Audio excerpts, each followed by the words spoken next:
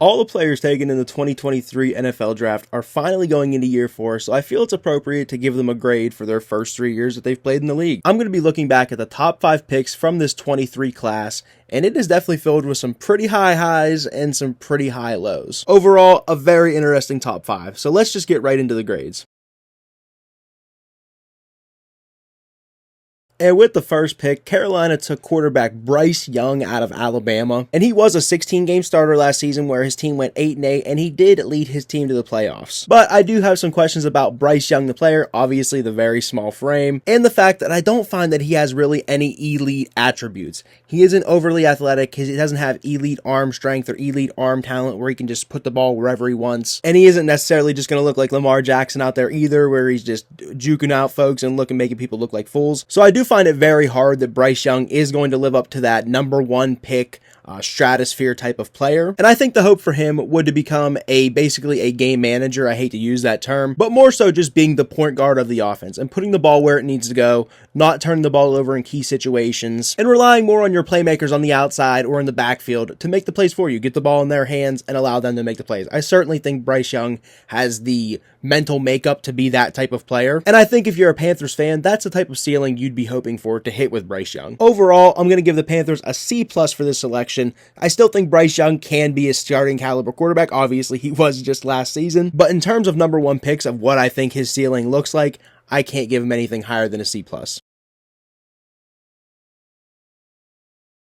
Now, Houston held the 2nd and 3rd overall picks in this draft, so for their 2nd overall pick, they decided to go with quarterback C.J. Stroud out of Ohio State, and Stroud has had a very interesting career trajectory overall. Started off his career very, very hot, throwing 23 touchdowns and just 5 picks, but has certainly tapered off these past 2 years, with admittedly less than stellar offensive line play in front of him, but he has certainly not been that elevator that he looked like, elevating the talent around him that you thought he would be that first year in the league. And unfortunately, Stroud has just kind of been the guy he's been while he's been in the league. He started off with that very high floor, and that's just what he's been, unfortunately. And very similarly to Bryce Young, I think you hope Stroud kind of becomes that game manager type of player. He's kind of a guy that wants to take that big play, go big play hunting from time to time, look for Nico Collins over the top and whatnot, which isn't a bad strategy in itself. But if he can just not mess the game up, basically, I hate to say it, something like that, but he has a very good defense on the other side. So if he can just take the role, at least of right now, just don't turn the football over. Not that he's a turnover machine or anything to that extent, but don't turn the ball over in bad spots. Get the ball to your playmakers and let them make plays, similarly to Bryce Young before. I do think Stroud has a little bit higher ceiling than Young does, just obviously not quite as small, but I don't necessarily think Stroud has any super elite attributes as well. So if you can just get him to, again, play the point guard position, put the ball where it needs to be, and get the ball into playmakers' hands, I certainly think he's able to do that. Certainly has that mental makeup, that football mindset. You've heard him in podcasts with Micah Parsons and things like that, just talking ball. He has that mental makeup to make it happen. I think he just needs to take a step back and kind of become that role player as a quarterback. So I'll give Stroud a B for so far in his career, with that chance to go up if he can kind of get back to that rookie form here in 2026. And I said the Houston Texans held back-to-back picks at 2 and 3. So with their number 3 selection in this 23 draft, they took Will Anderson Jr. out of Alabama. And this has been just an absolutely slam dunk pick for them. Over his short 3-year career, he's already racked up 30 sacks and 34 quarterback hurries, according to Pro Football Reference. And the guy is just a velociraptor on the field. I mean, just go turn on the tape. You don't have to turn on the tape. Just go watch a broadcast-style game, and Will Anderson is going to pop off the broadcast. He played in all 17 games in 2025, and he was rewarded this offseason with a contract that is going to guarantee him $100 million. So needless to say, this Will Anderson Jr. pick by the Houston Texans gets an A+. Absolutely amazing player, and I would not be surprised if he eventually wins a Defensive Player of the Year someday.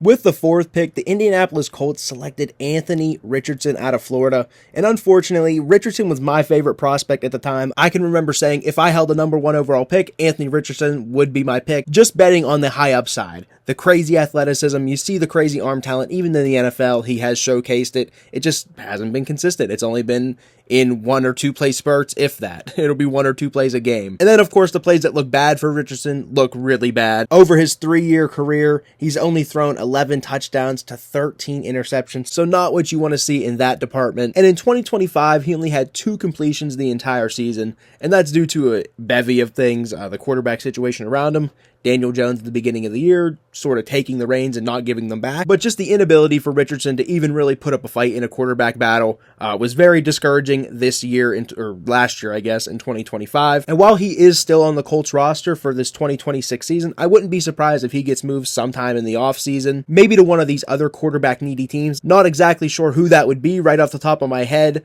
being that the draft just happened and there was a lot of quarterback positions filled for those teams. So not really sure what the sweet spot would be for Richardson, but I am in an all-time low for this draft pick, and I am unfortunately going to have to give the Anthony Richardson selection by the Colts an F. And with the 5th pick in this 23 draft, the Seahawks did hold it, and they took Devon Witherspoon. So very interesting player. Obviously a very, very stacked Seattle defense in general this past season. Helped the team win a Super Bowl, so very valuable in that sense. He started all the games in the playoffs for Seattle, and he was a big help on that defense, obviously. But now with Reek Woolen gone, he will be the highest paid corner on the Seattle Seahawks roster at $10 million. And he is in the last year of his rookie contract. I do believe Seattle did pick up his 5th-year option, so he's going to be a pretty expensive player for this defense, and I think that's for good reason. I think he has a very high ceiling as a player, and I think, like I said, with Reek Woolen being gone, I think you're only going to see more and more of Devon Witherspoon. So Witherspoon, really interesting player, and I'm going to give this selection a B+, with the expectation of it just increasing over the years as he gets more and more shine on him. And I think this past season, it was really hard to give a lot of credit to any one player on that Seattle defense, just due to how good they were as an entire unit. Mike McDonald had those boys playing like with their hair on fire, just absolutely a really, really great defense. So it's tough to just single out one guy and say he's the catalyst behind it. But Witherspoon, a very, very big reason, very big catalyst behind it. And again, man, with Reek leaving this season, there's going to be more plays for Witherspoon to be made, and I'm expecting to make them. But sticking with the B+ right now, and again, man, only expecting that to go up. So the top 5 for this 2023 class, very interesting. And like I said in the beginning, a lot of highs and a lot of low lows. We had an A+, we had an F, and basically everything in between with these 5 picks. But I hope you guys did enjoy. Obviously, this is a new channel, so drop a like and subscribe if you want to see what comes out next. Thank you for watching, and I hope to see you in the next one.